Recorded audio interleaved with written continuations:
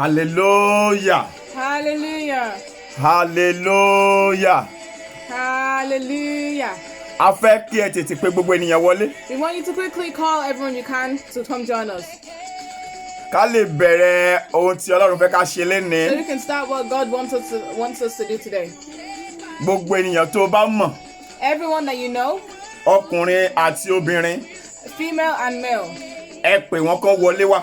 call, invite them to come and join. Àkókò tó Today is it's a time láti gbọ́ ọ̀rọ̀ Ọlọ́run. to hear the word of God. Àdúró fún ìṣẹ́jú kan péré. We'll wait for a few minutes. Àgbádùn orin ẹ̀mí tó ń lọ lọ́wọ́. We'll listen to the song of the Ìwọ Spirit. náà kó gbádùn orin yẹn. And you should also enjoy it.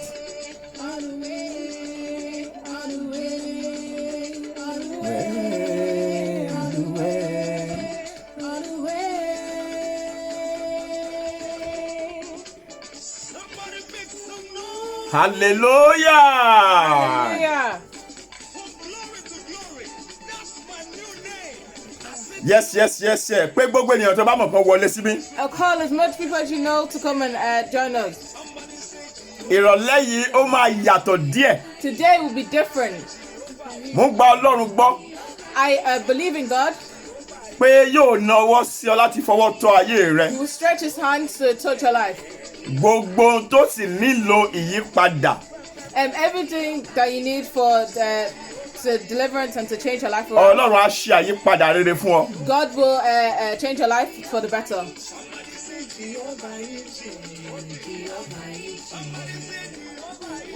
O ní láti pe àwọn ọ̀rẹ́ rẹ wọlé ní kíákíá o. I want you to invite your friends as quickly as you can. A ò ní àkókò láti fi ṣòfò rárá. We don't have time to waste. Nítorí náà pé gbogbo ènìyàn wọlé. So because of this, call as many people as you can. Ọ̀run yóò sì bùkún fún wa lórúkọ Jésù. The heavens will bless you in Jesus' name. Hallelujah. Hallelujah. Akubaya. Provider. Ebenezer. Let me know you are there. Thumbs up, a hello. Good afternoon, good morning, good evening will be fantastic. A fẹ́ ká mọ̀ pé wà ń bẹ̀. We want to know that you're there. Jẹ́ ká mọ̀ pé wà ń bẹ̀. Let us know that you're there. Ọlọ́run ti mọ̀ pé wà ń bẹ̀ o. God knows that you're there. Ṣùgbọ́n jẹ́ káwa náà tún mọ̀ pé wà ń Let bẹ̀. us know that you're there. Ògo ni fún Ọlọ́run lókè ọ̀run. Glory be to the God of Almighty. Lénìí, Today, ìbéèrè kan la fẹ́ béèrè lọ́wọ́ rẹ o. we have one question for you. Ṣé o ti jẹ́ ẹni ìtẹ́wọ́gbà lọ́wọ́ Ọlọ́run? Have you been? Are you an accepted person by God? Has God accepted you? Ṣé o jẹ́ ẹni tí ọ̀run ti tẹ́wọ́gbà? Are you a person that the heavens have accepted? Ṣé a ti gbà ọ́? Has God accepted you? Ṣé ọ̀run ti gbà ọ́? Has the heavens accepted you? Gbọ́ mi dáadáa lénìí sà. Listen to me very well. Mọ́mì ẹ gbọ́ mi dáadáa. Mommy, listen to me very well. Ìtànjẹ kan wà. There's deception. Ìtànjẹ kan wà. There's a deception. Mo fẹ́ tú àṣírí ìtànjẹ yẹn fún ẹ lénìí. I want to reveal that secret of deception to you today. Tí n bá ti tú àṣírí ìtànjẹ yẹn. When I gave you that secret, told you that secret, Wàá wá fi wo inú ilé ayé rẹ. you use that secret to check your own life. Wàá fi wo àwọn ìgbésí ayé tó ti ń gbé tẹ́lẹ̀. Check about on your journey of life so far. Gbọ́ mi dáadáa sà. Listen to me very well, sir. Ọlọ́run ò kí ń gba nǹkan kan lọ́wọ́ ènìyàn bí kò bá ṣe pé ènìyàn yẹn ti jẹ́ ẹni ìtẹ́wọ́gbà. God does not take anything from you unless He has accepted you. O. A fẹ́ kó pe èèyàn díẹ̀ wọlé ni o. I want you to invite as many people as you can. Ní ìṣẹ́jú díẹ̀ tá a fẹ́ lò lénìí, In the small time we're going to use today, ó máa lágbára it púpọ̀. will be very powerful. A máa sọ díẹ̀díẹ̀. We'll be saying it little by little. A ò ní rọ̀ọ̀ṣì ẹ̀ We rárá. will not rush. Torí a fẹ́ kó wọ inú ọkàn gbogbo Because we ènìyàn. want it to sink in. A sì fẹ́ kó yé gbogbo ènìyàn. We want you to understand. We want you to learn it. More grace to you too in Jesus' name. God bless you too, Jesus. Wọ́n ní more grace to Sister Hannah. Oh, amen. A dúpẹ́ lọ́wọ́ yín ọ̀run adúró tì yín. We thank you, and God will stay with you. ẹ jẹ́ ká lọ sínú ọ̀rọ̀ yẹn orin yẹn tó. Let's. The music is enough. Let's go into the teaching. ṣé o ti jẹ́ ní ìtẹ́wọ́gbà? Are you an accepted person? Have you been accepted by God? ṣé o jẹ́ ní ìtẹ́wọ́gbà níwájú Ọlọ́run? Have you been accepted by God? mo fẹ́ kó fọkàn bá mi lọ lẹ́nu mà. I want you to concentrate with me today. bọ̀dá yẹn mo fẹ́ kó fetí sí mi dáadáa. That brother, we want you to listen very well. ó ti rin ìrìn àjò kan. You've been walking on a journey, a path. ìrìn àjò eré ìje ìgbàgbọ́ ni. It's a path of deceit. Christian journey. Christian journey, sorry. ó rò pé Ọlọ́run mọ̀ sí. You think God knows about it, Ọlọ́run ò dẹ̀ mọ̀ sí. and God doesn't know about it. ó rò pé Ọlọ́run gbà á. You think God has accepted it, Ọlọ́run ò dẹ̀ gbà á. but God has not accepted it. ìdí rẹ̀ tí mo ṣe sọ wípé That's the reason that I say mo fẹ́ tú àṣírí kan péré. I want to release a secret to you, tell you a secret. ó máa ràn ẹ́ lọ́wọ́. It will help you. àṣírí máa ràn ẹ́ lọ́wọ́. This secret will help you. ó dá mi lójú ni. I am sure of it. àkọ́rí ọ̀rọ̀ wa lénìí. The topic of our teaching today is, ṣé o ti jẹ́ ní ìtẹ́wọ́gbà lọ́wọ́ Ọlọ́run? have you been accepted by God? mo wá sọ ọ̀rọ̀ kan lẹ́kan. I said something before. mo fẹ́ tún ọ̀rọ̀ yẹn sọ. I want to say that word again. máa fọkàn bá mi lọ sà. Be concentrating with me. Ọlọ́run ò kí ń gba nǹkan kan lọ́wọ́ ènìyàn God does not accept anything from anybody bí kò bá ṣe pé ó kọ́kọ́ gba ènìyàn yẹn. unless he accepts the person themselves first. èyí tó túmọ̀ sí pé Do you, or something else as well, which means which means offering tó ń dá, the offerings that you're giving, ìdámẹ́wàá, the tithes, oríṣiríṣi owó and the different kinds of money that you're giving, àti nǹkan tó ń ṣe. and the things you're doing. gbọ́ mi lénìí sà. Listen to me very well, sir. ènìyàn kan lo 419 fún ẹni o. The people are just using 419 for you. wọ́n ti fraud ayé ẹ̀ jìnnà. They have they've frauded your life for a long time.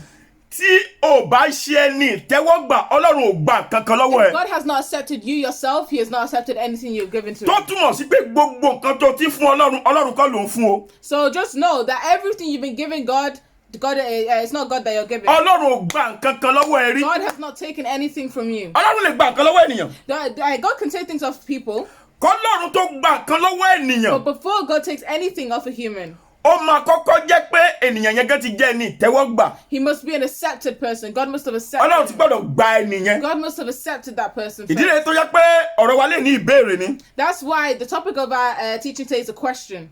ṣé o jẹ́ ẹni ìtẹ́wọ́gbà lọ́wọ́ Ọlọ́run? Have you been accepted by God? ọ̀rọ̀ wa wà nínú ìwé Iṣẹ́ àwọn Àpọ́stélì. I thought part of our teaching is in the book of Iṣẹ́ àwọn Àpọ́stélì Acts, orí kẹwàá chapter 10, ẹsẹ̀ ìkarùndínlógójì. verse 35. ẹnìkan bá mi kọ síbẹ̀. Someone help me write it there, please. jẹ́ kí n bẹ̀ẹ́ kí n tó bẹ̀rẹ̀ ọ̀rọ̀ yìí. Let me beg you before I start this. ọ̀rọ̀ tí mo fẹ́ sọ jáde lẹ́ni What I want to say today, òótọ́ ọ̀rọ̀ ni it is the truth. ṣùgbọ́n èmi gan mọ̀ But even I know ó korò díẹ̀. it's a bit bitter. ó máa gún ọ̀pọ̀lọpọ̀ nínú ọkàn. It will stab some people in the heart. ẹlòmíì lè fẹ́ bínú. Some people might get angry. òun ló jẹ́ kí n bẹ̀ẹ́ sílẹ̀. That's why I'm begging you now. mo fẹ́ káyé rẹ dáa. I want your life to be good, for you to do ó wù well. mí láti inú ọkàn mi I want it from the depths of my heart. kó o jẹ́ ẹni ìtẹ́wọ́gbà To be lọ́wọ́ Ọlọ́run. for God to accept you, to be ó wù mí accepted. kọ́lọ́run gbà ọ́. I want God to accept you. ìdí rẹ̀ tí mo fẹ́ sọ̀rọ̀ yìí lẹ́nu. That's why I want to teach this teaching today. bá mi ṣe fún gbogbo èèyàn. Please share it for as many people as you tó can. bá ṣe é ṣe rí pé gbogbo àwọn ọmọ chọ́ọ̀chì ẹ̀wọ̀n wà ń bí. If it's possible, make sure all the people from your church is here. tó bá ní pásítọ̀ sọ pé dáàdì ó dẹ̀ yẹ kẹ́ ẹ gbọ́dọ̀ tó fẹ́ sọ lẹ́ni o. If you have a pastor, please tell him to listen to what we're talking about now. ṣé o ti jẹ́ ẹni ìtẹ́wọ́gbà lọ́wọ́ Ọlọ́run? Have you been accepted by God? ìwé Iṣẹ́ àwọn Àpọ́stélì Book of Acts, orí kẹwàá chapter 10, ẹsẹ̀ ìkarùndínlógójì. verse 35. ó kà báyìí pé It says, ṣùgbọ́n ní gbogbo orílẹ̀-èdè but in every nation, ẹni tí ó bá bẹ̀rù Olúwa he that feareth him tí ó sì ń ṣe òdodo and worketh righteousness ẹni ìtẹ́wọ́gbà ní níwájú is Ọlọ́run. accepted with him. ẹni tó bá bẹ̀rù Olúwa Anyone who fears God tó sì ń ṣiṣẹ́ òdodo. and does work of righteousness, Bíbélì pé ó jẹ́ ẹni ìtẹ́wọ́gbà níwájú the Olúwa. Bible says God has accepted him. èyí tí ó túmọ̀ sí pé That way, which means àwọn èèyàn kan wà wọ́n ń ṣe ní ìtẹ́wọ́gbà. there are some people who have not been accepted by God. ọ̀nà náà ti ń jáde o. Oh, the words of God are coming out now. o lè jẹ́ olùṣọ́ àgùntàn. You can be a shepherd. o lè jẹ́ wòlíì. You can be a prophet. bí mo ṣe sọ pé wòlíì yẹn. Right, as I said that prophet that time, nǹkan kan lè wá sí ọkàn mi. something came to my heart. àwọn kan wà. There are some people, ayé mọ̀ wọ́n dẹ̀ pè wọ́n ní wòlíì. the world knows them as a prophet. àwọn kan pera wọn ní wòlíì. They even call themselves prophets. wọn ò dẹ̀ kí ṣe wòlíì Ọlọ́run. And they're not prophets of God.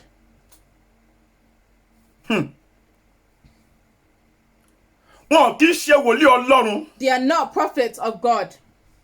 Ọlọ́run ò tiẹ̀ mọ̀ wọ́n. God does not even know them. ṣé ẹ rí ohun tá ń pè ní wòlíì? Do you know what we call a prophet? èèyàn tó bá jẹ́ wòlíì. If a person is a prophet, every time ní gbogbo ìgbà all the time, wọ́n máa ń wà ní nǹkan tí olóyìnbó pè ní active service. they're always what people of this country call an active service. ìyẹn ni pé ní ìgbà gbogbo wọ́n máa ń wà lẹ́nu iṣẹ́. It means all the time they're in some kind of work. wọ́n máa ń ní ìbáṣepọ̀ pẹ̀lú Ọlọ́run gbà gbogbo. They're always with God, always having some kind of connection or conversation. àwọn wòókù ló pọ̀ jù nísìnyí. They're now fake prophets all the time. ṣùgbọ́n ọ̀rọ̀ wọn kọ́ ni mo mú wá léni. But that's not what I want to talk about today. ìwé ìṣe àpọ́stélì The book of Acts, orí kẹwàá chapter 10, ẹsẹ̀ ìkarùndínlógójì verse 35. kì í ṣe 25 mà ẹnìkan kọ 25 verse 35 Not 25, verse 35. ìkarùndínlógójì Verse 35. 35 ẹ gbọ́ dáadáa 35. 3:5. Acts ó ní 10, ẹni tó 3:5. bá ṣe òdodo It says, whoever does righteousness, tó bẹ̀rù Ọlọ́run who fears God, ó máa jẹ́ ẹni ìtẹ́wọ́gbà níwájú Olúwa. he will be a person accepted before God. mo níyẹn túmọ̀ sí pé àwọn kan wà wọ́n ń ṣe ní ìtẹ́wọ́gbà lọ́wọ́ That Ọlọ́run. means there are some people who have not been accepted by God. àwọn èèyàn kan wà sà There are some people, Ọlọ́run ò gbà wọ́n. God has not accepted them. wọ́n lè jẹ́ pásítọ̀ They can be a pastor. ẹlòmíì tiẹ̀ ti lè dá ṣọ́ọ̀ṣì sílẹ̀. So people can even own a church. sórí pé ó ti wà ó wà nínú ewu o. You see, you're now doomed. ó wà nínú danger. You're in danger. tó bá wà nínú ìjọ If you're in a church, tó jẹ́ pé olórí ìjọ yẹn kì í ṣe ní ìtẹ́wọ́gbà lọ́wọ́ and the Ọlọ́run head of that church is not accepted by God, ó dẹ̀ ń worship ń bẹ̀. and you're worshiping there, sórí pé ní wàhálà ni do you see you're in trouble? ṣùgbọ́n máa fọkàn bá mi lọ However, keep concentrating with torí me. ó máa yí ẹ dáadáa. Because today you understand. tí Bíbélì bá sọ wípé If the Bible says, nínú Acts yẹn in that same act, orí kẹwàá yẹn in that chapter 10, ẹsẹ̀ karùndínlógójì in that verse 35, yí pé àwọn kan wà that there are some people ẹni ìtẹ́wọ́gbà ni wọ́n níwájú they are Ọlọ́run. accepted by God. mo ní ó túmọ̀ sí pé àwọn kan wà wọn kì í ṣe ní ìtẹ́wọ́gbà. That means that there are people who are not accepted by God. kí Ọlọ́run kó tó tẹ́wọ́ gba ènìyàn But before God will accept any person, àbí kí n sọ báyìí pé or let me say like, kọ́lọ́run tó gba nǹkan kan lọ́wọ́ èèyàn before God accepts any gifts or anything you give to him, bóyá worship ni maybe it's worship bóyá offering ni or offering bóyá tithe ni or tithes, gbogbo nǹkan yóò kó lè máa mú wá no matter how much you want to give to God, kí Ọlọ́run tó gba nǹkan kan lọ́wọ́ before God ènìyàn accepts anything from anyone, ó gbọ́dọ̀ kọ́kọ́ gba ènìyàn yẹn. he must accept you as a person.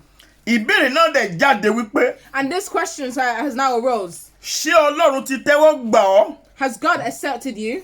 ṣé Ọlọ́run ti gbà ọ́? Has God accepted you? ṣé ẹni ìtẹ́wọ́gbà ló Are jẹ́? you an accepted person by him? àbí ibi tó ti ń worship yẹn Or is it that where you're worshiping now, ilé ẹ̀sìn tó ń lọ that church you're going to now, ṣé ẹni ìtẹ́wọ́gbà ni olùdásílẹ̀ chọ́ọ̀chì yẹn is the founder or the head of the church accepted by God? àbí olórí chọ́ọ̀chì yẹn That head of the church, olùṣọ́ àgùntàn that ẹ shepherd, pásítọ̀ ẹ your pastor, general overseer your general overseer, ṣé ẹni ìtẹ́wọ́gbà ni. has he been accepted by God? ọ̀rọ̀ yìí máa lágbára léni o.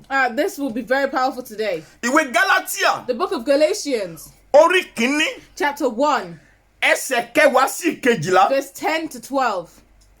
ìwé Gálátíà The book of Galatians, orí kìíní chapter 1, ẹsẹ̀ kẹwàá sí kejìlá. verse 10 to 12. màá kà á fún wa. I'll read it for us.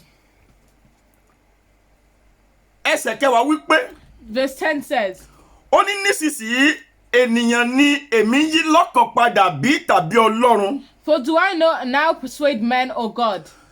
tàbí ènìyàn ni èmi fẹ́ láti wù nítorí pé bí èmi bá ń wù ènìyàn èmi kò yẹ fún ìránṣẹ́ Kristi. Or do I seek to please men? For it yet pleased men, I should not be the servant of Christ. tó bá jẹ́ pé èèyàn ni mo fẹ́ máa wù If I want to please men, ó ní mi ò want láti jẹ́ ìránṣẹ́ Kristi. that means that I'm not worth being a servant of Christ.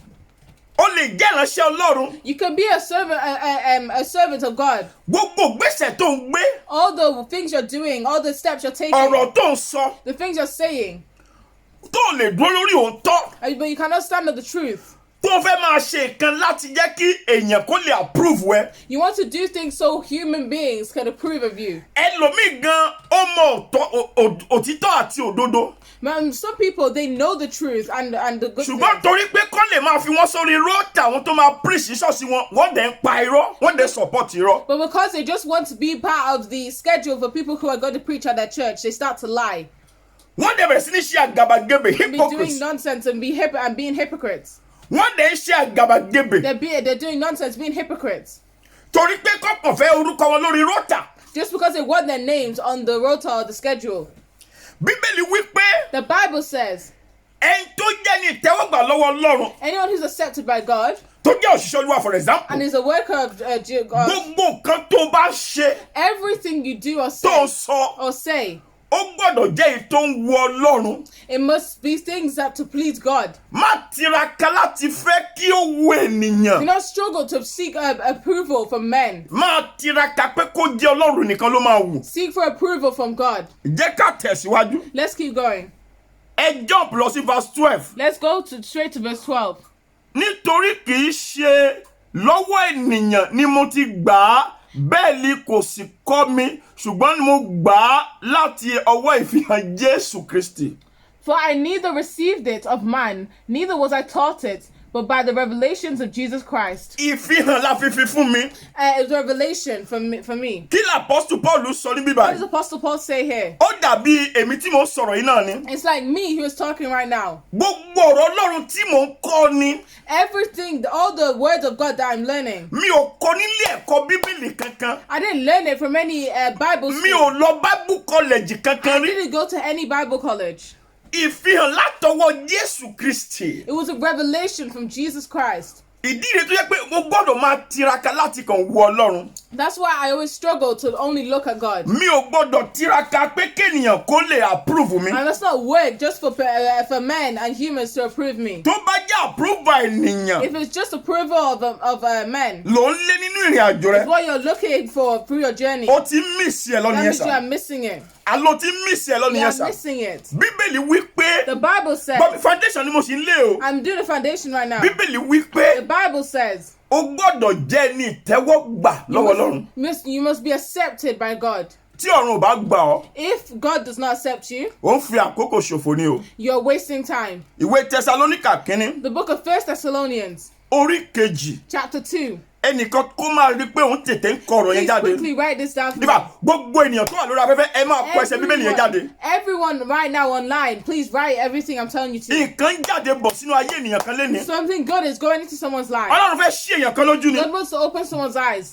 Mi ò ṣe rí ọ̀rọ̀ tèmi yìí. You see, today's teaching, Ẹ jẹ́ sọ ọ̀tọ̀ ọkàn mi let fún me yín. tell you the truth from my heart. Mi ò tágẹ́ẹ̀tì gbogbo ènìyàn ẹ má bínú. I am not targeting everyone. Ó wù mí kí èèyàn kan péré I want at least just one person, kí ọ̀rọ̀ yìí kó yé èèyàn yẹn dáadáa. a person to understand this. Mo fẹ́ kójú èèyàn kan là. I want their eyes to be opened. O ò fọ́jú o, You're not blind, ṣùgbọ́n o ò ríran. but you're not seeing. Lénìí Today, nípasẹ̀ ọ̀rọ̀ yìí, because of this teaching, ojú ènìyàn kan máa là. someone's eyes will be opened Wàá dẹ̀ yin Ọlọ́run lógo. and you'll praise God. Tẹsalóníkà kínní The book of 1 Thessalonians, orí kejì chapter 2, ẹsẹ̀ kẹta àti ìkẹrin. verse 3 and 4. Ẹsẹ̀ kẹta àti ìkẹrin. Verse 3 and 4. Jẹ́ sọ́lẹ̀ kan sí kó lè kọ́ Let me síbẹ̀ say it fún mi. one more time. Tẹsalóníkà kínní 1 Thessalonians, orí kejì chapter 2, ẹsẹ̀ kẹta àti ìkẹrin. verse 3 and 4. ó ní nítorí ọ̀rọ̀ ìyànjú wa kì í ṣe ti ẹ̀tàn. It says, for our exhortation was not of deceit. Exhortation tá a fún yín The exhortation that we're giving ó you ní kì í ṣe ti is ẹ̀tàn. not for deceit. A ò tàn yín We're not deceiving you. ṣùgbọ́n ó ti wà níbì kan ti pẹ́ sà. However, you've been somewhere for a long Wọ́n dẹ̀ time ti tàn ẹ́ ti pẹ́. and they've deceived you. for Tó a bá long lè time. farabalẹ̀ If you can calm down tó dẹ̀ fọkàn bá mi lọ and concentrate with me, ojú rẹ̀ máa là your eyes will be open á dẹ̀ yé ẹ and you understand. pé lóòótọ́ It's true. wọ́n ti tàn mí jẹ ti They have pẹ́. been deceiving you. Gbọ́ ọ̀rọ̀ náà. Listen. Ó ní tàbí ti àìmọ̀ tàbí nínú àrékérekè. Verse 3, still verse 3. All right. For our exhortation was not deceit, nor of uncleanness, or nor guile. Gbọ́ bá sọ yẹn dáadáa sí. Listen to verse 4. Ó ní ṣùgbọ́n bí a ti kà wá yẹ láti ọ̀dọ̀ Ọlọ́run But as we were allowed of God pé a fi ìhìn rere lé wa lọ́wọ́, to be put in trust with the gospel, bẹ́ẹ̀ ni àwa sì ń sọ ọ́. even so we speak, Kì í ṣe bí ẹni tí ń wo ènìyàn not as pleasing men, bí kò ṣe ẹni tí ń wo Ọlọ́run. but God which trieth our hearts. Ọlọ́run nìkan là ń lépa láti wùn. It's only God that we're trying to please. Ẹni tó bá máa jẹ́ ẹni ìtẹ́wọ́gbà tí mo sọ yìí sà. Anyone who wants to be accepted by God, Ó gbọ́dọ̀ jẹ́ ènìyàn tó máa wo Ọlọ́run. there must be a person that will please God. Mo fẹ́ jump máa padà wá sórí ọ̀rọ̀ tí I mo want sọ to yìí. jump, but I jump a few bits, but I'll come back. Mo ti rí ọ̀pọ̀lọpọ̀ ìtànjẹ I have seen lots of deceit nínú ìran tá a wà yìí. in this church we're in, this Nínú generation tá a wà yìí. This generation. Mo ti rí ọ̀pọ̀lọpọ̀ ìtànjẹ. I've seen lots of deceit. Ọkùnrin obìnrin wọ́n ti tẹ̀ wọ́n jẹ. Men and women have been deceived. Wọ́n tẹ̀ wọ́n jẹ nípa ọrẹ. They'll deceive them about offerings, Wọ́n tẹ̀ wọ́n jẹ nípa ìdámẹ́wàá. about tithes, Wọ́n tẹ̀ wọ́n jẹ nípa ọ̀pọ̀lọpọ̀ nǹkan. about many things. Ṣùgbọ́n gbọ́ mi lẹ́nu sà. Listen to me very well today. Ọ̀pọ̀ ìgbà ló ti mú nǹkan wá síwájú Ọlọ́run. How many times did you give about an offering towards God? Wọ́n tiẹ̀ sọ fún ẹ̀ ń gbà míì They even told you sometimes pé àwọn nǹkan yìí o that these things, tó bá mú wá if you bring them tó mú ọrẹ wá and you clean yourself, tó mú ọrẹ and you offering move offering, ó sorry, mú ìdámẹ́wàá wá and you bring tithes, ó mú ilé wá ó mú and tọ̀hún you wá bring things and that, this and that. seed of faith ó mú wá Seed of faith, and you brought it. first fruit ó mú wá. First fruit, you brought it. Wọ́n ti sọ jẹ́ kó gbàgbọ́ They made you believe so much. gbogbo nǹkan wọ̀nyí o All these things yóò jẹ́ kó jẹ́ ní ìtẹ́wọ́gbà níwájú make you Ọlọ́run. be a person who's accepted by God. Irọ́ dẹ̀ ni gbogbo And ẹ̀. all of them are lies. Mo fẹ́ kó fetí gbọ́ ọ̀rọ̀ yìí I want you to dáadáa. listen to me very well. Ọlọ́run ò tí ì gba nǹkan lọ́wọ́ ẹ rí God has never taken anything from you tí ò bá tí ì kọ́kọ́ gba ìwọ fún ara if He rẹ̀. has not accepted you yourself. Mo máa fi ìtàn kan kọ́ wa lénìí. I'll tell you something about some kind of No, mo máa kọ́ wa pẹ̀lú ìtàn kan lénìí. I'll teach you something with story. With a story, sorry. Ìtàn yẹn ọ̀pọ̀ pásítọ̀ ńláńláńlá wọ́n ti pa irọ́ lórí ẹ̀. Many stories, loads of this story, loads of pastors and teachers have lied on this story. Kò sí èèyàn tó jẹ́ ńlá níwájú Ọlọ́run o. There's no great person in Ṣùgbọ́n front àti of God. regard wọn as pásítọ̀ ńláńlá ló jẹ́ kí n lo ọ̀rọ̀ náà. But I've said that we've regarded them as great pastors. That's why I use those terms. Ẹ tẹ̀lé mi kíákíá sà. Listen to me very well. Mo fẹ́ kẹ́ fọkàn máa bá mi I lọ. want you to concentrate with me. Má gbàgbé nǹkan tí mo sọ fún ọ. Do not forget what I told you. Mo kí ìyá wa nú Olúwa. I greet our mother in the Lord. A jọ ṣe iṣẹ́ Ọlọ́run láti ìbẹ̀rẹ̀ ni. We've been doing the work of God together. Ẹ má bínú pé mo digress láti kí wọn. Don't be angry that I digressed a bit. Mọ́mí Bukky Àìná, God bless you ma. Mọ́mí Bukky Àìná. A jọ ṣe iṣẹ́ Ọlọ́run takuntakun We both did the work of God ní ìlú London in the city of London fún ọ̀pọ̀lọpọ̀ ọdún. for many years. Bó tilẹ̀ jẹ́ wípé Even if that, ibi tá a ti ṣe iṣẹ́ Ọlọ́run when yẹn, we were doing the work of God, àrékérekè dìde níbẹ̀. lots of uncleanness and nonsense was there. Ó dàbí ohun tí mo sọ lọ́wọ́ yìí ni. It's like what I'm talking about now.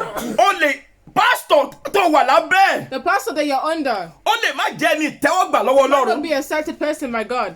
Wàá dẹ̀ bá waste ayé ẹ̀ ò You dẹ̀ will just be nímọ̀. wasting your time. Má sọ̀rọ̀ sókun fẹ́ kọ̀rọ̀ ìkó kó tó gbọ́ dáadáa.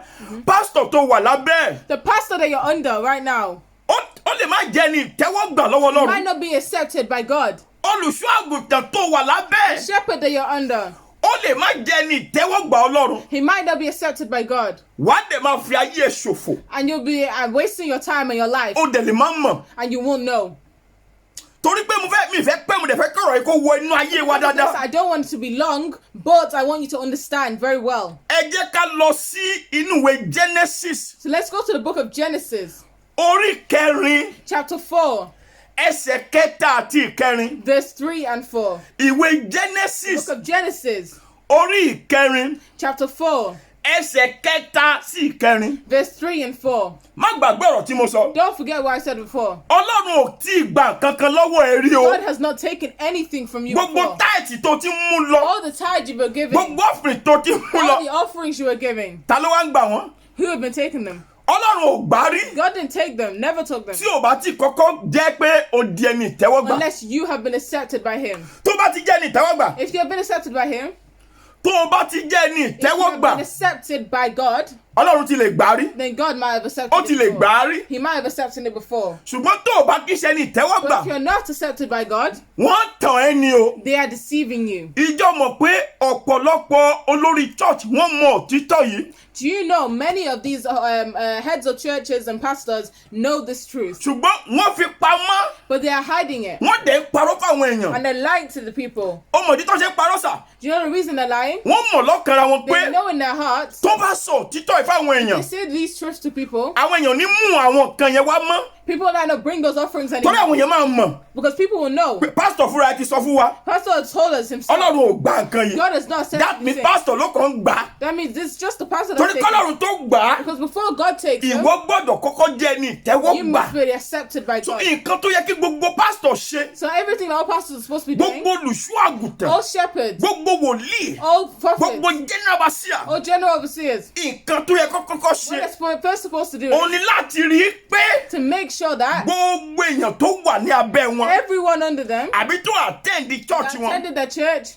Ẹ kọ́kọ́ make sure pé wọ́n jẹ́ ẹni ìtẹ́wọ́gbà. make sure they've been accepted by God. Kẹ́ ẹ tó ṣe wá sọ fún wọn pé Before you start telling them Ọlọ́run lè gba nǹkan lọ́wọ́ God yín. can take your offering. Ṣùgbọ́n wọ́n fẹ́ gba nǹkan But they want to keep nǹkan. taking things off you. Bóyá ká tiẹ̀ ṣe ìjọ orúkọ Maybe wọn. just change it to their names. Ká máa pè wọ́n ní gba nǹkan. We should be calling them take takers. Taker. Takers.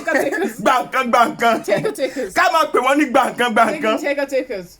Mo ní bóyá ká máa pè wọ́n ní gba Maybe we should be nǹkan. telling them takers. Ọlọ́run yóò bùkún wa léni. God will bless us today. Mo fẹ́ kó ṣí ọkàn ẹni o. I want you to open your heart. Mọ́mí Búkì, that's Bishop wife, Akínyín káàbọ̀. Mommy Bookie, that's Bishop's wife. We greet you. Ọlọ́run ò kí ń gba nǹkan lọ́wọ́ èèyàn. God does not accept things from people Bí ò bá jẹ́ pé o kọ́kọ́ jẹ́ ẹni ìtẹ́wọ́gbà. unless you yourself have been accepted. Ó yá ẹja lọ síbi tí mo sọ And yẹn. now let's go to that place. Genesis orí kẹrin. Genesis chapter 4, Ẹsẹ̀ kẹta sí verse ìkẹrin. 3 to 4.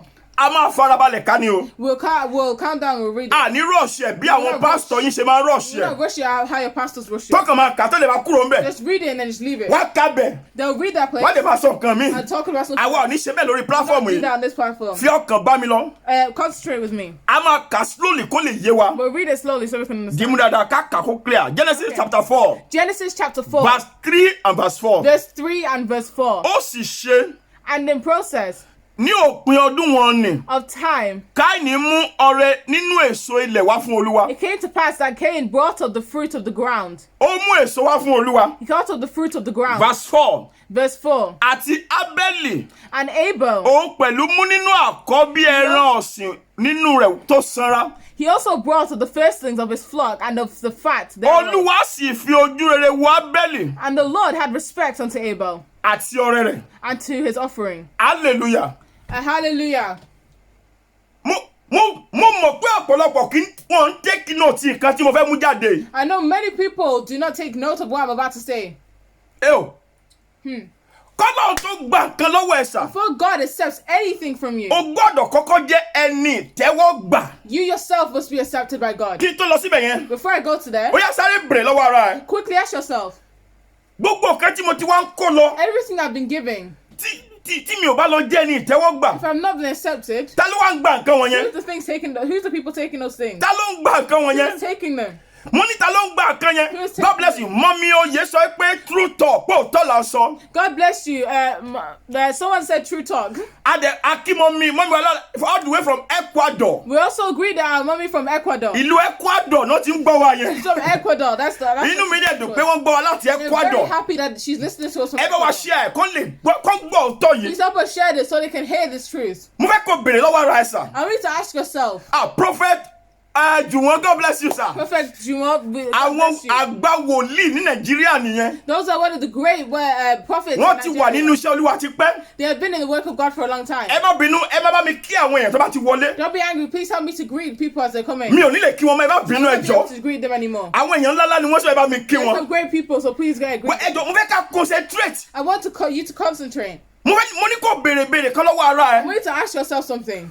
Gbogbo nǹkan tí mo ti ń mú lọ. Everything I've been taking, First fruit ọdọọdún. first fruit every month, a year. Àwọn chọ́ọ̀chì kan wà gbogbo sálárì January wọ́n dìdí máa ń dì máa dẹ̀kọ́ mu wá ni. Ẹ o, Some churches say every Lord. time, all the salaries for January, they ask them to bring them. ìfà ọmọ general overseer kan ó sọ lórí íńtánẹ́ẹ̀tì láìpẹ́ Child yìí. of some general overseer, they said this somewhere today. Ó wà lórí íńtánẹ́ẹ̀tì. They're on the internet. Ó sọ fáwọn ọmọ chọ́ọ̀chì wọn. She said to the people Ó ní kó rọra ná owó o. to quickly Ó ní torí kó má gbàgbé pé ní January gbogbo owó ayé wọn ló gbọ́dọ̀ kó wá sí church as said, first fruit. be careful to spend money, because at the start of the year you must bring all the money. you Ọmọ have general overseer church yẹn ló sọ bẹ́ẹ̀ o. It was the child of Ó general rán gbogbo àwọn ọmọ overseer of the church wọn létí. She told all the people of the church, Gbogbo first seed all the first seed ó mú lọ. that you're giving, Gbogbo ìdámẹ́wàá all the tithes ó mú lọ. that you're giving, Gbogbo offering all the offerings ó mú lọ. you're giving them. Ẹlòmíì á tún ra oúnjẹ. People will buy food, Ẹlòmíì á lọ gbé nǹkan láti oko ẹ̀ wá. buy things from their home. Ẹlòmíì tiẹ̀ ra mọ́tò. They'll buy Àwọn cars, mọ́tò tuntun oríṣiríṣi. good cars, lots of things. Ó dẹ̀ lọ fún Ọlọ́run. And you're giving them. Kálímà Haida,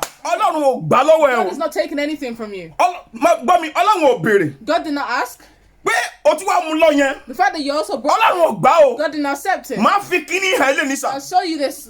Ọlọ́run ò kí ń gba nǹkan lọ́wọ́ ènìyàn God does not accept things bí kò bá ṣe pé èèyàn yẹn kọ́kọ́ jẹ́ ẹni ìtẹ́wọ́gbà. unless that person is an accepted person from God. Genesis orí kẹrin Genesis chapter 4, níbi tá a kà jáde yẹn. where we read just now, Verse 3 and verse 4. verse 3 and verse 4. Ábẹ́lì mú ọrẹ wá. Abel brought an offering. Káìnì náà mú ọrẹ wá. Cain also brought an offering. Nǹkan kan ṣẹlẹ̀ tá a take note. Something happened now that we didn't take note. Má rọ́ọ̀ṣì ẹ o. Don't rush it. Gbogbo èèyàn tó bá ní Bíbélì. Everyone who has a Bible, Bá mi lọ sí verse 4. please go to verse 4. The first sentence The first àkà sentence, we'll read it. ẹ̀ tó tẹ̀lé. We'll read the next. Àwa máa mú lẹ́yọ kọ̀ọ̀kan. And then we'll take it one by Mo one. sọ̀rọ̀ kan fún yín. I told you one thing. Ọlọ́run ò kí ń gba nǹkan lọ́wọ́ God èèyàn. does not accept things from people Bí kò bá ṣe pé ó kọ́kọ́ gba ìwọ unless fúnra that person has been He must accepted. accept your You must person accept your kó person. tó lè gba nǹkan lọ́wọ́ You're ẹ. accepting what you gave. Verse 4. Verse 4. The first sentence níbẹ̀. First sentence. Àti Ábẹ́lì And Abel, òun pẹ̀lú mú àkọ́bí ẹran ọ̀sìn he also brought the firstings of his tí ó sanra wá. and the fat thereof. Ó yá lọ sí second sentence. Now let's go to the second sentence. Olúwa And the Lord ó sì fi ojú rere wo Ábẹ́lì. had respect on Abel. Who did God have respect on? Who did God have respect on? Only God had respect unto God Abel. had respect on Ẹ jẹ́ Abel. ká kà síwájú. Let's keep going. Àti And ọ̀rẹ́ rẹ̀. his offering. These are two different people. These are two different people. Ọlọ́run sì ní respect fún Ábẹ́lì. God still had respect for Abel. Ohun tí Bíbélì sọ ni sọ bó ṣe sọ. Ó ní Olúwa sì ní respect fún Abel. Ká bó ṣe ká ní English fún mi. And the Lord had respect unto Abel and his offering. Mi fẹ́ kí voice yẹn lọ lè lé ní mọ́mí hallelujah Hallelujah. hallelujah. Hallelujah. Ẹ farabalẹ̀ ẹ máa gbọ́rọ̀ yẹn dáadáa. Ọmọ yẹn try hallelujah. Hallelujah. Ṣé o ti ready? Yes. Bíbélì wí pé The Bible says, Olúwa sì ní respect fún Ábẹ́lì and the Lord had respect for Abel àti ọrẹ rẹ̀ and his offering. àti ọrẹ rẹ̀. And his offering. Quickly ìbéèrè kan dẹ̀ wá sí mi lọ́kàn. Quickly, a question came to my heart. Ìjẹ́ mọ̀ pé Do you know that many pastors wọ́n ti preach lórí ìtàn yìí. many pastors have preached on this deceit? Ẹ mọ̀ nǹkan tó máa ń sọ. Do you know what they say? Ẹlòmíì á nítorí pé iṣu tí Káìní gbé wá kò tóbi. People say because of the Yam. yam that Cain brought was not big enough. Ọlọ́run ò dẹ̀ kí ń jẹ́ṣu. And God does not eat yam. So kì í ṣe torí ẹ̀ ni ò ṣe ní respect fún Cain o. It's not because he didn't have respect for Cain. Kì í ṣe nítorí pé iṣu Cain kéré. It's not because of how small the yam was. Ní Ọlọ́run ò ṣe ní respect fún Cain. That's not the reason why God did not have respect for Kì í Cain. dẹ́ ṣe pé ẹran tí Ábẹ́lì ń wá tóbi. It's not because the meat, the first thing of his flock that Abel brought was big. Kì í ṣe nítorí ẹ̀ lọ́lọ́run ṣe ní respect That's fún. not because of that God had respect Mo for fẹ́ kó him. gbọ́ mi dáadáa sà. I want you to listen to me very Bíbélì sọ well. pé Ọlọ́run sì ní regard ó ní respect fún Ábẹ́lì àti ọrẹ ẹ̀. The Bible says God had respect for Abel and his offering. kọ́lọ́run tó gba offering lọ́wọ́ Ábẹ́lì. God took the offering from Abel. Ọlọ́run kọ́kọ́ respect Ábẹ́lì fúnra ẹ̀. God firstly respected Abel. Màá jẹ́ kó yé dáadáa sà. I'll let you understand very well. Kí ló fà á tọ́lọ́run fi ní respect fún Ábẹ́lì tí ò ní fún Cain? Why is it that God did not have respect for Cain but had Tó respect bá for wo Abel? Genesis chapter 4 yẹn dáadáa. You see that Genesis chapter 4 very well. Ka verse 5 fún mi ní èdè òyìnbó. Verse 5. I'll Quickly, read verse ka 5. verse 5 yẹn jáde. But unto Cain and to his offering he had not respect. Unto Cain. Unto Cain.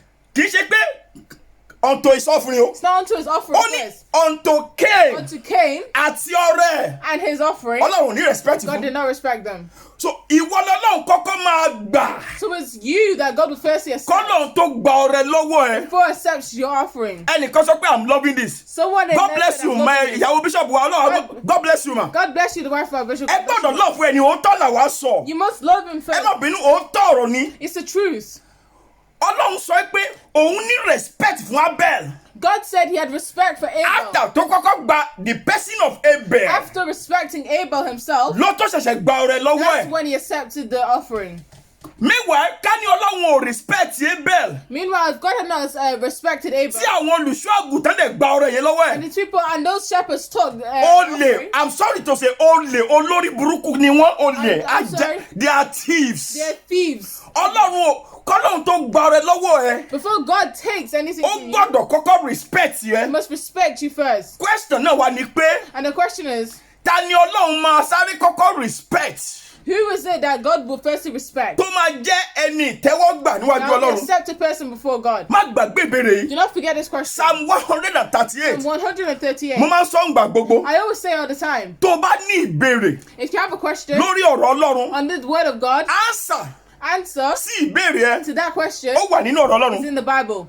O lè lọ mú ọpọlọ lẹ́niwìà You cannot get a brain from kó anywhere wá máa fi dáhùn question inú Bíbélì. and be using it to ask questions from the Bible. Answer question yẹn inú Bíbélì náà ló The wà. answer to the question in that Bible is also in the Bible. Ọlọ́run respect Abel. God respects Abel Ó disrespect Cain. and disrespects Cain. Gbọ́ bó ṣe sọ ọ̀rọ̀ yẹn. Listen to how he Ó said ní it. ó respect Cain. He respects Ìyẹn ni pé ó Abel. jẹ́ kí Cain jẹ́ ní ìtẹ́wọ́gbà. He let Abel become an accepted Àbí pé person. Abel lẹ́yìn yẹn ó wá gba ọrẹ lọ́wọ́ ẹ̀. After that's when he took his offering. Ká ní kò respect yẹ, If he had not respected him first, kò ní gba ọrẹ lọ́wọ́ ẹ̀. take the offering. Ẹ rí i pé kò respect Cain. See, he did not respect Cain. Verse 5 sọ bẹ́ẹ̀. Verse 5 said Ó it. ní unto Cain. Unto Cain, God did not have respect. God did not have Torí respect, bẹ́ẹ̀ kò gba ọrẹ lọ́wọ́ so ẹ̀. he did not take his offering. So ta ló ń gba ọrẹ lọ́wọ́ ẹ nígbà tọ́lọ́run ò respect yẹ? So who is taking offerings from you if God does not respect? Wọ́n dẹ̀ mọ òótọ́ yìí wọ́n dẹ̀ sọ fún ẹ. And these pastors know this truth and they're not telling Mo you. ń jẹ́ kó mọ irú àwọn èèyàn tó wà lábẹ́ ẹ̀. Unless you know the kind of people you're under. Ìyẹn number 1. That's number one. Number 2, kó lè build ayé ara ẹ. So you can build your own house. So that Right? Ọlọ́run á lè respect So yẹ. God can respect you. Wàá lè jẹ́ ní ìtẹ́wọ́gbà You can be a accepted person níwájú Ọlọ́run in alààyè. front of God. Psalm 138 Psalm 138, verse 6 níbẹ̀ ni. verse 6. Orin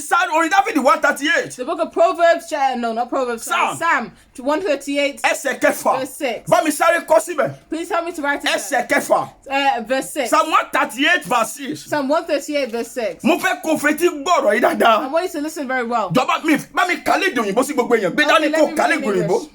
Jẹ́ kí gbogbo ènìyàn gbọ́. Though the Lord be high, Ó ní Ọlọ́run ga. yet hath be respect Ó ṣe kí ni? unto lowly people. Má rọ́ọ̀ṣì ẹ̀. Hallelujah. Start again for me. Though the Lord be Ó high, ní wo Ọlọ́run ti ga jù, ó ti tóbi jù, ó ti high jù. Ṣùgbọ́n bó ṣe high tó yẹn, ó máa ń fún àwọn kan ní respect. Go on. yet he had respect Yet he has respect. unto lowly people. Lowly people. God bless you. Kàtọ́. Àwọn humble people. Unto lowly, but the proud he knows afar Ṣùgbọ́n off. agbéraga ó máa ń tari wọn síwájú He ni. said the proud people he does not know. He pushes Kò them tiẹ̀ away. mọ̀ wọ́n. He does not know them. Ṣé ọ̀rọ̀ yìí ti yé èèyàn kan? Is someone understanding now? Ẹni àkọ́kọ́ The first person tọ́lọ́run máa ní respect that fún. God will have respect on, They are the lowly people. they're the lowly people. Àwọn onírẹ̀lẹ̀ ènìyàn. People who are lowly, Àwọn tó humble who ara are wọn. humble. Jẹ́ fi nǹkan yẹ lẹ́ni sà. Let me make you understand something.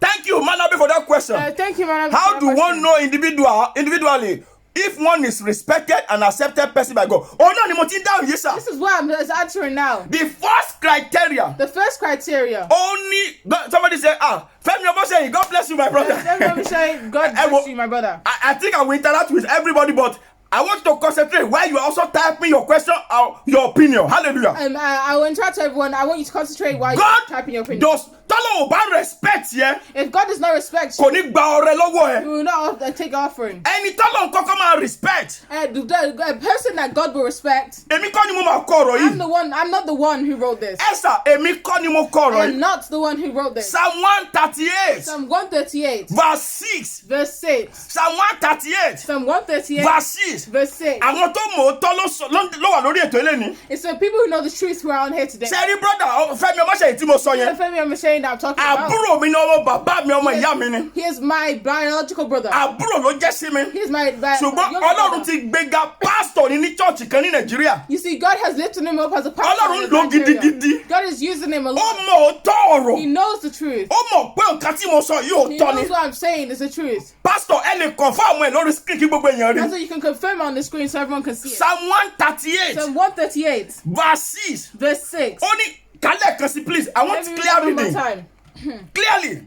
Though the Lord be high, Ó ní Ọlọ́run ga, God is too high. yet hath he respect unto the lowly. But he still have respect unto the lowly. Put it down.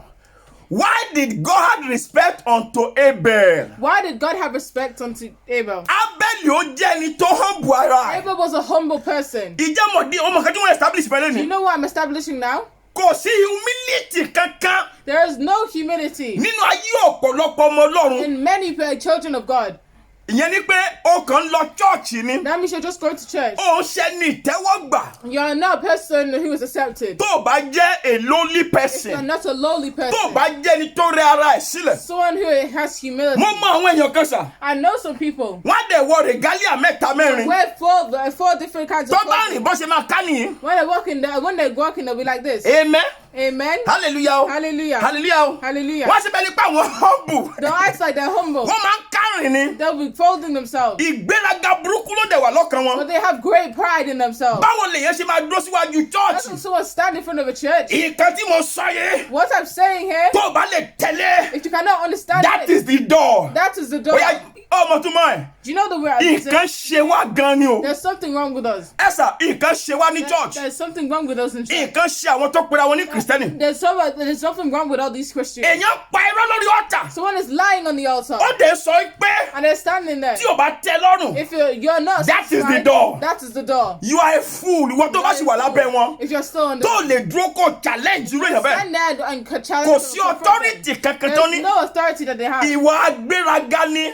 That is pride. Ìwà agbéraga ni. So what? That is pride. Bíbélì sì wí pé The Bible still says ẹnìkan one person tí Ọlọ́run máa respect. that God will respect Òun ni ẹni tó wà lólè. is someone who is lowly. Ẹni tí ò ṣe proud person. Who's not a proud person. Ẹni mi à sọ wípé Some people will say, ṣé mi ló bá sọ̀rọ̀? "Are you talking to me? Èmi mà ló lórí bí. I am the head of this church." Ó sọ ara ẹ̀ di Ọlọ́run You turn yourself to God lórí ìjọ tí Ọlọ́run fi sábẹ́. and on the church that God. Mo put dẹ̀ there. sọ nǹkan nígbà kan. And I said something. Mo dẹ̀ fi hàn yín nínú I Bíbélì. showed you in the Bible. Ní Matthew 23 and 25. About Matthew 23 and 25. Any church tó bá ń lọ Any church that you go to, tí olùṣọ́ àgùntàn it's a shepherd, pastor pastor, bishop Bishop, general overseer an overseer. tó bá ti dàbí Ọlọ́run If he starts being acting like tó God ti jẹ́ àpàṣẹ and he's tó bá sọ̀sọ́ kú sọ tẹ́lẹ̀ sọ fún ọ pé ìyẹn ò correct. saying wrong things and not trying. Ẹ sà ẹ ò sí ní church o. You are not in the church. Idol worshiping center lẹ́wà. Idol worshiping center. Torí Bíbélì sọ wípé The Bible says, àwọn kèfèrí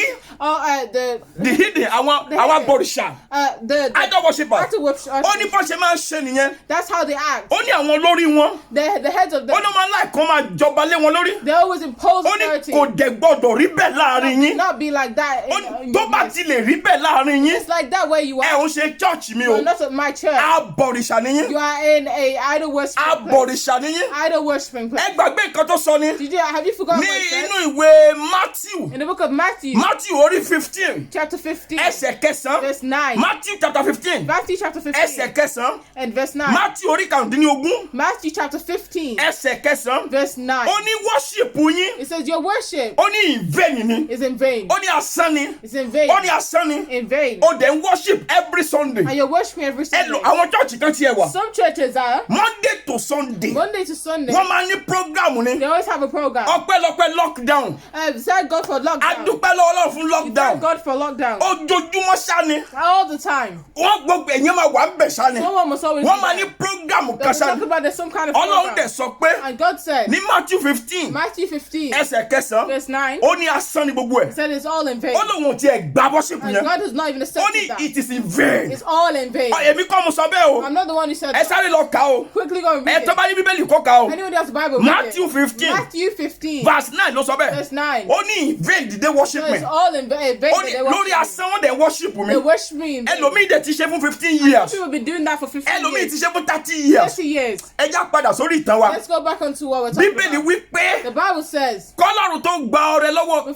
Ábẹ́lì before God accepted anything from Abel, ó kọ́kọ́ respect Ábẹ́lì firstly respected ó Abel. jẹ́ kábẹ́lì kọ́kọ́ mọ̀ pé ẹni ìtẹ́wọ́gbà ni ó jẹ́ You let Abel know that I've accepted mo you. dé ti establish ẹ̀ fún yín I've established it for you. respect tọ́lọ́run ní Genesis yẹn Things that God told tọ́lọ́run ò sọ reason God did not give a reason. ṣùgbọ́n reason mo fi hàn yín yẹn But I showed you the same ní reason. Psalm In Psalm 138 138, Psalm 138 138, ẹsẹ̀ kẹfà verse 6. ó wí pé He said, Ọlọ́run ga ní tòótọ́ God is high, ṣùgbọ́n síbẹ̀ but ó máa ń respect àwọn tó humble ara wọn. whereas he respects people who are lowly. ṣé rí àwọn tí ò bá jẹ́ nírẹ̀lẹ̀ ọkàn So people who are not, Ọlọ́run kì í regard wọn God does not regard them. Ọlọ́run kì í regard God does wọn not regard them. that's why tó bá wo story yẹn That's dáadáa why if you see that story very well, Genesis chapter 4 Genesis chapter 4, Káínì ó fi ìwà yẹn hàn Cain showed forth that. Káínì fi ìwà yẹn hàn He showed that pé character òun kì í ṣe lowly person that he's not a lowly person. look at the next thing that happened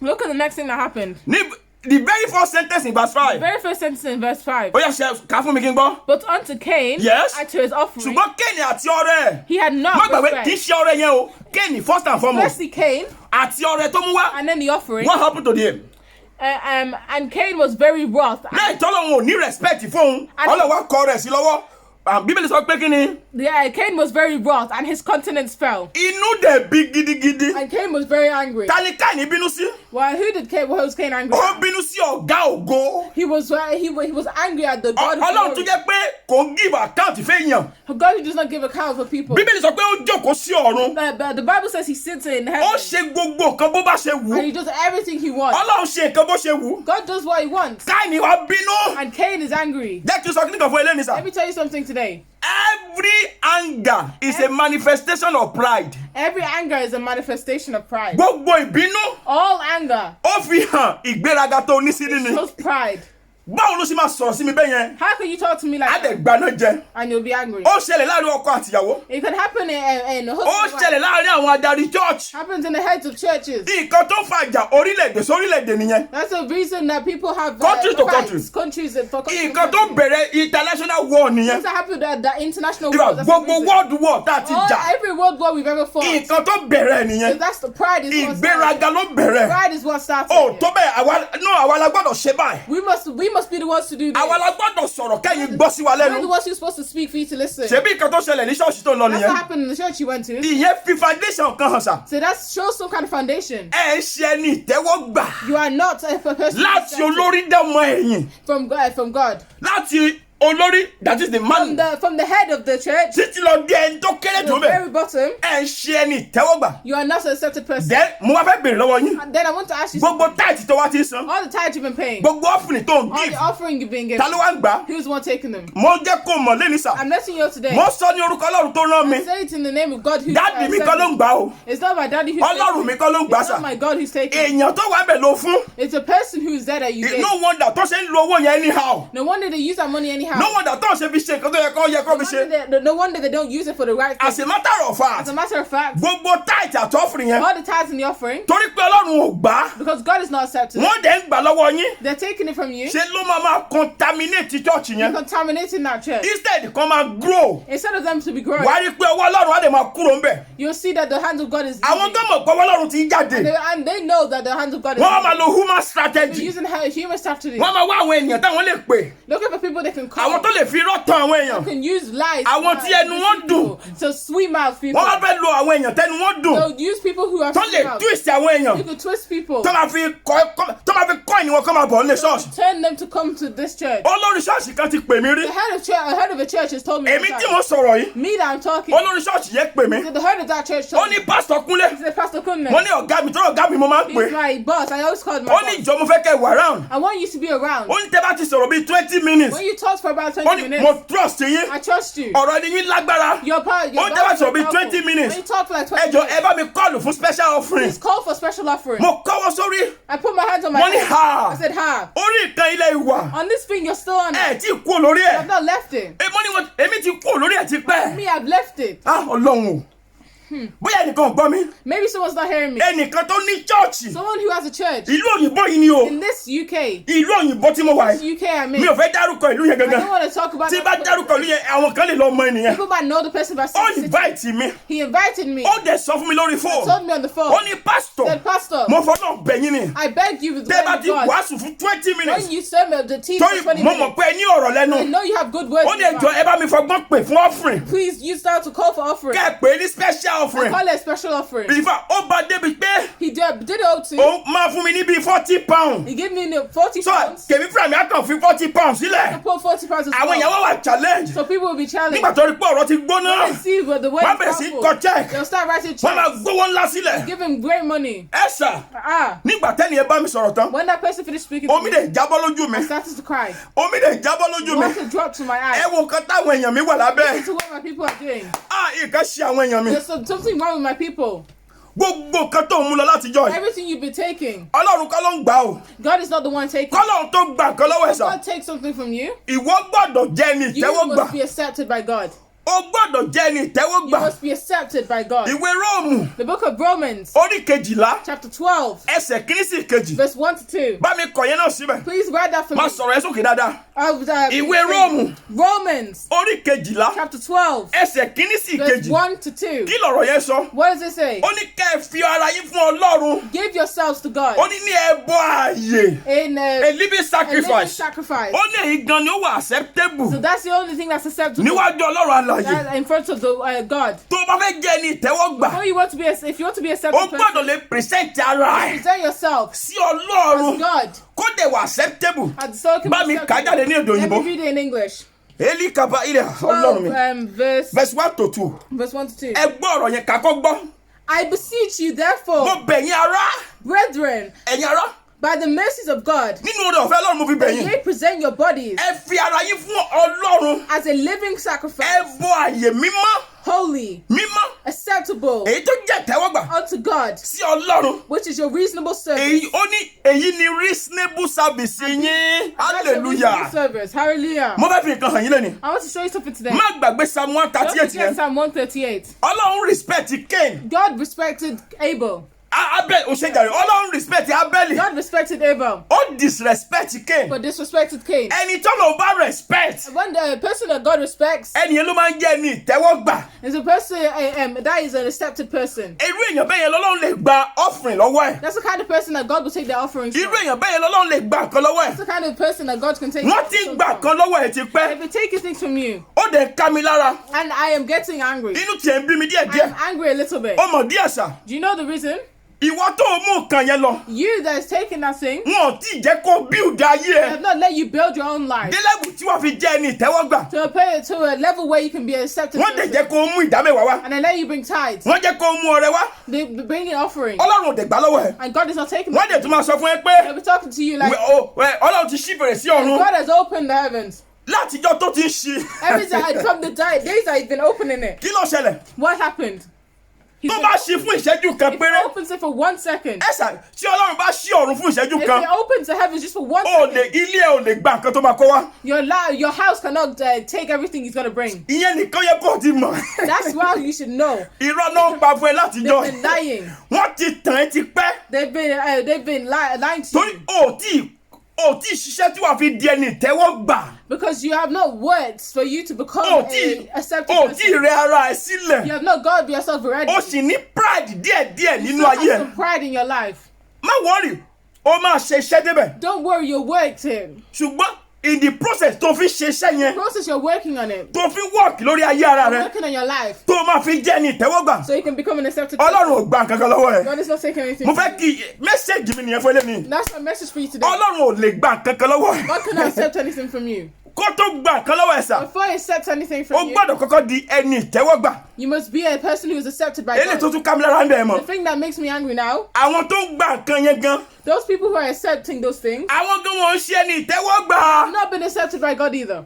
báwo mo ṣe mọ̀ How do I know? mo mọ ọ̀pọ̀lọpọ̀ nu wọn I know most of them. tó bá ti gboyè When they take ranks, tó ti ń wọ aṣọ mẹ́ta they're mẹ́rin wearing 3 to 4 different garments. tó wọ 3-piece suits 3-piece suits. ìkan sàlẹ̀ One at the bottom, ìkan lókè one at the top, ìkan tún lókè one at the top again. wọ́n bá ṣọwọ́ báyìí Then they'll put their hands up. hallelujah Hallelujah. orí ọ̀fẹ́ Jésù Kristi Olúwa wa hallelujah Hallelujah. they are so proud They are so proud. ìgbéraga kúnnú ọkàn wọn They are full of pride. torí oyè tó ti gbà yẹn Because of the ranks they have, torí ránkì tó ti create because yẹn of the rank they've created for wọ́n themselves, ti wà carried away they have been carried away completely. ọlọ́run ò respect wọn God does not respect them. ìjọ ọmọ kìnnì kan Do you know something? àwọn gan mọ̀ pé ọlọ́run respect They wọn even know that God does not respect them. wọn wá kíá mọ́ But they don't care. wọn bọ́dà mọ́ They don't care anymore. wọ́n wá tàn ìwọ jẹ And they're deceiving you. ṣùgbọ́n ọlọ́run ṣe lójúlé ní But God has opened your eyes. ẹni tọ́lọ́run máa respect Someone that God will respect ẹni tó rẹ ara ẹ̀ sílẹ̀ is a person who is lowly. ìwé òwe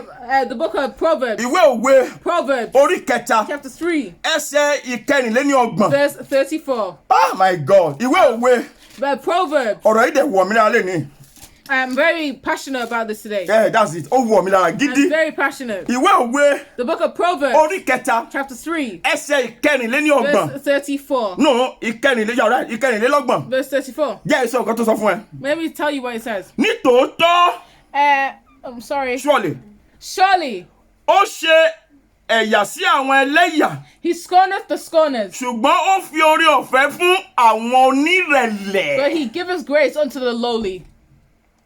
má gbàgbé kankan o Don't forget something. ojoojúmọ́ All the time, àwọn tó ń parọ́ yìí all these people who are wọ́n lying, kọ́wọ́ sókè they'll bring their hands up. orí ọbẹ̀ Jésù Kristi Olúwa Praise of wá our Lord Jesus Christ. bọ̀ kí ni bíbélì sọ But what does the Bible say? ó ní orí ọ̀fẹ́ That the grace, ó fún àwọn onírẹ̀lẹ̀ he will give them unto the lowly.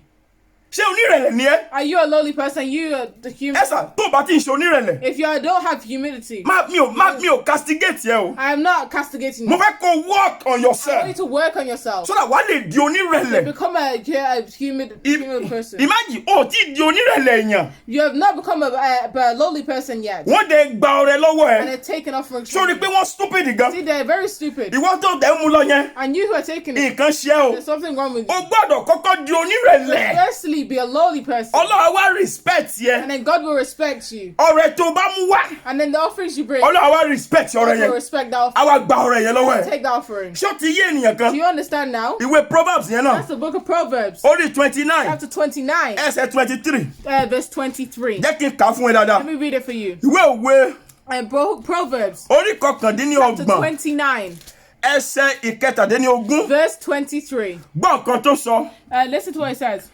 verse 23 dà There. o ti rí ó ní ìgbéraga ènìyàn ni yóò rẹ̀ ẹ́ sílẹ̀ A man's pride shall bring him low, ṣùgbọ́n onírẹ̀lẹ̀ ọkàn but honor ni a ó bu ọlá fún. shall uphold the humble in spirit. Inú ẹ̀mí pàápàá Ọlọ́run wá bu ọlá fún. God will bring you honor Nínú ẹ̀mí in the spirit àti nínú ara. and in your flesh. Ṣó yé èèyàn kan? Are you ẹ listening? jẹ́ kí n round ẹ̀ up. Let me round it up. Mẹ́sẹ̀gì tí mo pass lé The ní message rẹ̀. I'm passing today is, Ṣé o ti di ẹni ìtẹ́wọ́gbà? have you been accepted by God? Ṣé ẹni ìtẹ́wọ́gbà ni ẹ́? Are you accepted by God? Tó o bá kí ṣe ẹni ìtẹ́wọ́gbà, If you have not been accepted by God, má mú ọrẹ kankan lọ fún Ọlọ́run. don't bring any offerings or tithes to God. Ọlọ́run ò kí ń torí ọrẹ God does not, because of offering, kó wá gbà ẹ́. then accept you. He will accept you first. Gbà. Jẹ́ ká sọ yẹn kó lè yé wọn. Ọlọ́run ò kí ń ti orí ọrẹ God doesn't, because of an offering, kó sọ ẹ́ di ẹni ìtẹ́wọ́gbà. then start accepting you. Ṣùgbọ́n nítorí pé o jẹ́ ẹni ìtẹ́wọ́gbà, Because you are an accepted person, á tẹ́wọ́gbà ọrẹ tó mú wá. take your offering. Tó bá dẹ̀ jẹ́ agbéraga, And if you're a proud person, any small one tó wà nú ẹ̀ tá a pè ní ìgbéraga, any small one that you call any proud, iota of ìgbéraga, any iota of pride, tí ò bá jẹ́ onírẹ̀lẹ̀ if you're pátápátá, completely humble, gbàgbé ẹ̀, forget it. ó ń ṣe ẹni ìtẹ́wọ́gbà. You are not a person who's accepted. That's why tí bá wo àwọn olùṣọ́ àgùntàn That's why kan when I see some shepherds, tó máa ń gbéraga, when they're very proud, wọ́n dẹ̀ ń gba offering wọlé, and they're taking offerings, wọ́n dẹ̀ ń gba ọrẹ wọlé, taking offerings, wọ́n ṣí èrè ní o, wèrè ni wọ́n o. they're very mad. Ó wà ní Bible, It's in the Bible. wèrè, they are mad. They are mad. Wèrè, Bible sọ bẹ́ẹ̀, mi kọ́ ni mo sọ bẹ́ẹ̀ o. That's the Bible said it, not me. Wèrè ni wọ́n, They are insane. agbéraga ni ẹ́, You're proud. ó máa ń kápá sókè ni. You bring your arms up. You are full of You're yourself. very full of yourself. Wọ́n lè challenge yẹ. They cannot challenge you. Wọ́n lè sọ fún ẹ pé kíní yìí wrong. They cannot tell you that this is wrong. Lóòótọ́ kíní yẹn dẹ̀ wrong. And that thing is truly wrong.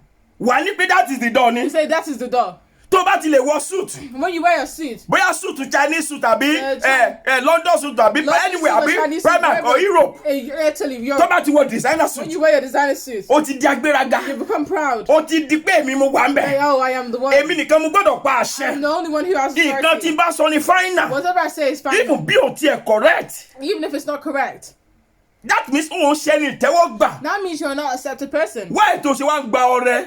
So why are you taking offerings? Why tó ṣe ń gbàdá mẹ́wàá? Why are you taking Why tithes? tó ṣe ń gba first fruit? Why are you taking the first fruits? Ìwọ tó tún wá mú lọ fúnra You ẹ. who are taking it, Ìwọ gán mọ̀ lọ́kàn ẹ pé you even know in your heart. o ì máa ń sọ ǹgbà gbogbo. You still say all the time, Ẹ má bá mi sọ̀rọ̀ bẹ́ẹ̀. don't listen to me. Láyéláyé mi ò ní No, gbà. I will not take it like that. Èmi a whole graduate. A whole graduate.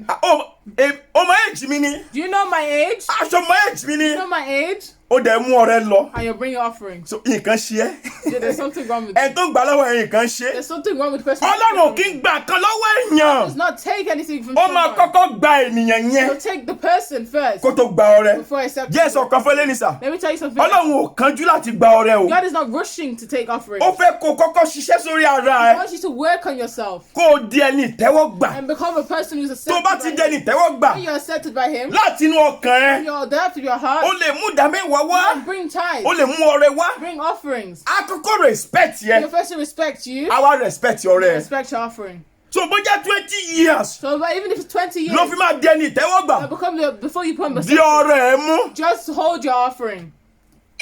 Ṣé ti rí reason tí pastor ti ní preach yẹ? Do you see the reason why pastors don't preach? Ṣé ti rí reason? Do you see the reason? Because àwọn need di ọrẹ yẹn. Because they need those offerings. Òun náà máa fi ra bus. That's what they'll use to buy a box. Òun náà máa fi ra aeroplane. They're buying aeroplanes Òun náà máa fi ra Mercedes Benz. and Mercedes Benz. Ẹ ṣà òun náà máa fi san mortgage. This is to pay for their mortgage. Tó bá jẹ́ Ọlọ́run ló rán yín. If it's God that Ọlọ́run ọ̀rọ̀ àsan mortgage yẹn. God will pay for that. Mo mọ̀ ní sà. I know it. Ẹnìkan sọ fún mi ìgbà kan. Someone said before. Ó ní pastor ọ̀rọ̀ Ọlọ́run fún yín lọ́rọ̀ yìí. That God gave you the Ẹ word. bẹ̀rẹ̀ church. But start a church. Ẹnìkan tiẹ̀ sọ fọ́ọ̀rẹ́ mi ẹ̀ mo ti Someone rántí. told my friend. Ẹnìkan pe ọ̀rẹ́ mi. Someone told my friend. Torí wàásù kan tí mo ṣe ń gbà Because kan. of one sermon. Àwọn onímọ̀ ní ti fẹ́ bẹ̀rẹ̀ church nìyẹn o. Start a church. Ó ti fẹ́ bẹ̀rẹ̀ church nìyẹn o. Start a church. A ó ṣe church o. We are not a church. A ó ṣe church Not o. a church. A kàn sọ̀rọ̀ Ọlọ́run ni. They're saying the word of God. Àwa kàn sọ̀rọ̀ Ọlọ́run They're ni. saying the word of God. Irọ́ ni o. It's a lie. À ń ṣolè. We are not thieves. À ń ṣolè. Àwa ń We're not ṣolè. thieves. A ní ìdàtí san mortgage. We don't need to. A ra bọ́ọ̀sì. We're not buying a bus. A ra Mercedes. We're not wearing. A ra aeroplane. We're not getting A ra anything. jíìpù. We're not buying any. Tá a bá fẹ́ ra nǹkan wọ̀nyẹn, If we want to buy, àwa máa lọ ṣe iṣẹ́ tá à ń ṣe. we'll work À á ra nǹkan tá a nílò and buy what we fún ara want wa. for ourselves. A ò ní twist We will èèyàn. not twist anyone. Tó bá lè wá twist èèyàn, And when they twist tó yẹ kí anyone, wọ́n wá twist ara are ẹ̀ you ni. supposed to twist yourself? Tó bá gbàgbé gbogbo nǹkan, You should forget everything torí àkókò ti lọ. because time is Tó gone. bá gbàgbé gbogbo nǹkan, You should forget everything. má gbàgbé nǹkan méjì. Do not forget these two things. Ọlọ́run God kì í gba ọrẹ lọ́wọ́ do ènìyàn not accept offerings of tí someone kò bá jẹ́ pé èèyàn yẹn jẹ́ ní if they are ìtẹ́wọ́gbà. not accepted by God. ṣé ìwọ jẹ́ ẹni ìtẹ́wọ́gbà? Have you been accepted by God? Ṣé Ọlọ́run ti gbà ọ́? Has God accepted you? Tí ò bá ti gbà ọ́, If He has not accepted you, lọ ṣiṣẹ́ lórí ara rẹ work on yourself kó o lè di ẹni so ìtẹ́wọ́gbà. you can become an accepted person. Ọlọ́run yóò wà pẹ̀lú rẹ. God will be with Mo you. wù mí kí n gbàdúrà pẹ̀lú I want yín. to pray with you, Ṣùgbọ́n àkókò ti lọ. but time has Ohun tí mo gone. fẹ́ ṣe tẹ́lẹ̀ lẹ́nu. What I want to say is Mo today, fẹ́ ṣí láìnì yẹn. I want you to open the night Káwọn èèyàn pè wọlé. and let people Ká call gbàdúrà pẹ̀lú yín. and be praying with you. Kẹ́ ẹ lè mọ̀ pé agbára wà ní Let me Ọlọ́run. know there's power in Ṣùgbọ́n torí God. táìmù ti lọ. Because time is Màá gone, kàn gbàdúrà generally. I just pray that prayer. Ṣùgbọ́n kí tó gbàdúrà yẹn, But before I pray that níbi prayer, tó wà, wherever you sọ are, pé Olúwa say, oh Lord, nítorí Jésù because of Jesus Christ, sọ mí di ẹni ìtẹ́wọ́gbà. please make me acceptable before you. Jésù tún màdúrà yẹn fún ẹ. Let me tell you the Ohun meaning tó of sọ it. ni pé What you're saying is, Olúwa fúnra ẹ̀ bírèkì mi. God, break me. Ṣeṣẹ́ nínú ayé mi Do work in my life. kí lè di ẹni I'll àtẹ́wọ́gbà. become a person who is. Sọ pé Olúwa Oh Lord, nítorí Jésù because of Jesus Christ, sọ mí di ẹni tó máa lè tẹ́wọ́gbà. make me acceptable before you. Fi ògo àti ìdùnnú rẹ hàn sí mi. Show me a great deal of mercy and glory. That's it.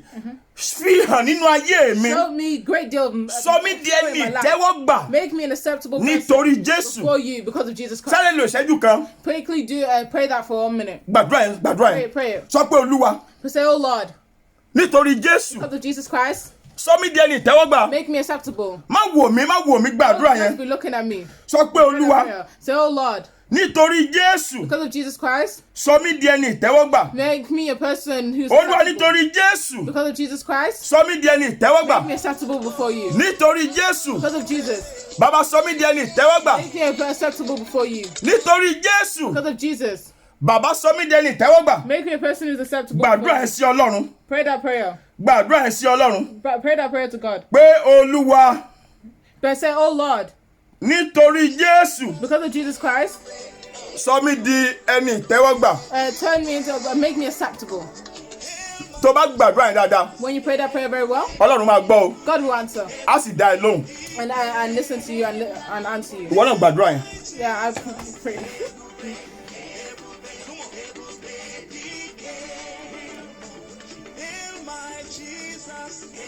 Ẹnìkan sọ pé Olúwa Someone say, oh Lord, nítorí Jésù because of Jesus Christ, sọ mí di ẹni ìtẹ́wọ́gbà. make me an acceptable person before you. Mi ò fẹ́ jẹ́ ẹrú mọ́. I don't want to be a servant, a slave.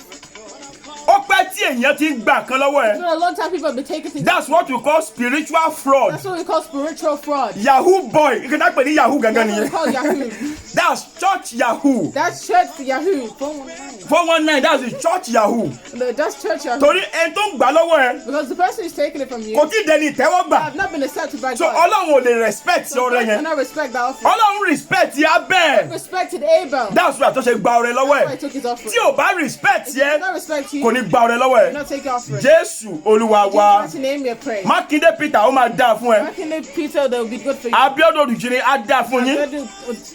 Mọ́tálá mi sàlàkọ́ á dáa fún yín. Bishop Stephen á dáa fún yín. Bishop Stephen will be Mọ́mí good for you. Bukky á dáa fún yín. Mommy Bukky will be good for you. Apostle Ẹ̀rí Olúwa á dáa fún Will be yín. well with you. Prophet Jùwọ́n láti Nàìjíríà á dáa fún yín. Nigeria will be good, well with you. That's the head of a church. That's the head of a church. Yeah, pastor church kan ni wọ́n. That's a He's pastor a of a great church. man of God. Great He's man doing of God. fine. Young man but doing fine. Young man is doing fine. Ọlọ́run á dúró tì yín sà. God will stay with you. Gbogbo èèyàn pátápátá All three people, ọ̀run á wà pẹ̀lú yín. God will be with you. Mo gbàdúrà fún yín lénìí Pray for you today. nítorí Jésù. Because of Jesus Christ, Ọlọ́run á sọ yín dẹni God will ìtẹ́wọ́gbà. make you an acceptable person before Gbogbo Him. iṣẹ́ tí ẹ̀mí mímọ́ ní láti ṣe. All the word that the Spirit needs to do in your life, Káyé yín kó lè di ayé ìtẹ́wọ́gbà. so your life can be an acceptable life before God. Lórúkọ Jésù Kristi. In the mighty name of Jesus, Ọlọ́run á ṣe iṣẹ́ yẹn. God will do it for you. Mo sọ lẹ́ẹ̀kan sí. I say it one more time. Gbogbo iṣẹ́ tí ẹ̀mí mímọ́ ní láti All ṣe. the word that the Spirit needs to do in your Ẹnìkan life. ò ṣe àmì. Someone is not saying amen. Ẹnìkan ò tiẹ̀ táìpù Someone àmì. is not even typing Mo ní it. gbogbo nǹkan tí ẹ̀mí mímọ́ ní láti Everything that ṣe. the Spirit needs to do in your life, Kẹ́ ẹ lè di ẹni ìtẹ́wọ́gbà. so you can become an acceptable person. Lórúkọ Jésù Kristi. In the mighty name of Jesus, Ọlọ́run kó ṣiṣẹ́ náà fún yín. that the Lord will do that work for you. Ọlọ́run kó gbà yín. God will deliver you. Mo ní Ọlọ́run kó gbà God yín. will deliver you. Ọlọ́run kó gbà yín. God will deliver you. Láti èní yìí lọ, From today onwards, ayé yín kó bẹ̀rẹ̀ sí ní wu your Ọlọ́run. lives will please God. ẹ̀mí yín kó wu Ọlọ́run. Your spirit will please God. Gbogbo nǹkan tó jẹ́ ti yín kó bẹ̀rẹ̀ sí ní wu Ọlọ́run. Everything that's yours will please God. Nítorí Jésù, Because of Jesus, Ọlọ́run kó ṣàánú fún yín. God will have mercy on you. Ojú Ọlọ́run kó là kó mọ́lẹ̀ sí yín The lára. eyes of God will open unto you and show. Ṣí bèbí agbára Ọlọ́run kó dúró tì ẹ́. Maybe God's power will be. Mọ́júlá ẹ̀mí sàlàkọ́ ọ̀run kó wà pẹ̀lú rẹ. Tell himself, God will be. Akọ́kẹ́ ọmọ oyè agbára ọ̀run kó dúró tì yín. It will be with you. The power of God will be. Sísá Búkì Àìná ẹ̀mí ọ̀run kó wà pẹ̀lú yín. Mr. Buki, the power of God will be with you. Manabe agbára ọ̀gá ògo kó ṣíjìbò yín. Manabe, the power of God will be with you. Fẹ́mi Ọmọ́ṣẹ́yìn pásítọ̀ ọ̀run kó wà pẹ̀lú yín. I'm not sharing, Pastor. God's power will be with you. Pásítọ̀ Mákindé Ọlọ́run kó dúró tì yín. God will be with you.